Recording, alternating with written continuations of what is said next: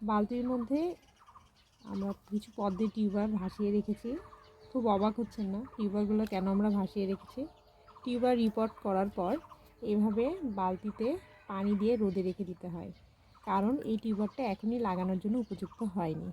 এটা যখন এই যে পুরাতন সব শিকড় আমরা ফেলে দিয়েছি, এখান থেকে নতুন যখন শিকড় বের হবে তখন গিয়ে আমরা টিউবারগুলো লাগাবো। পদ্ম বাগানি হিসেবে আমি খুবই নতুন বাগানি, 2 বছর হয়েছে আমার করা। এটা শুরু হয়েছে অনলাইনে 2 বছর দেখতে দেখতে বিভিন্ন বাগানে দেখছি টবে করছে, বালতিতে করছে, গামলায় করছে, ড্রামে করছে। তো জায়গা স্বল্পতা আমরা শহরে যারা বসবাস করি সবারই আছে, কিন্তু আমার মনে আবার শখও আছে যে একটা পদ্ম আমার বাগানে ফুটবে। সেই শখ থেকে ঠিক 2 বছর আগে আমি আমার নিজেকেই আসলে নিজে গিফট করি জন্মদিনে, যে পদ্ম করব এবার। তো সেই জায়গা থেকে আমি এই ব্রাইডাল পিঙ্কটা একটা ভাইয়ের থেকে মিক্সড টিউবার বিক্রি করতেছিলেন, সেখান থেকে আমি কিনেছিলাম একসাথে 10টা।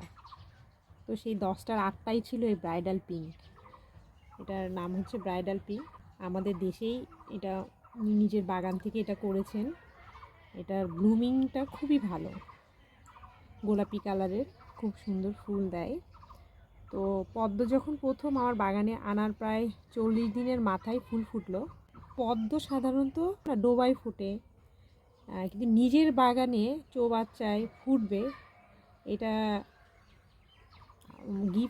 নিজের গিফটটা নিজেকেই খুব আনন্দিত করেছিল। এবং করতেও খুব বেশি কঠিন না, খুবই সহজ। বছরে জাস্ট এই সময়টায় একবার যদি এটা আপনি লাগান, তারপরে মোটামুটি জুন জুলাই আগস্ট পর্যন্ত ফুল দেয়। মাঝে মাঝে খাবার দিতে হয়, কিন্তু 2 বছরে আমি কোনো খাবারই দেইনি, একটা পটিংয়েই আমি পুরোটা লাগিয়ে ফুল পেয়েছি মোটামুটি বেশ ভালোই।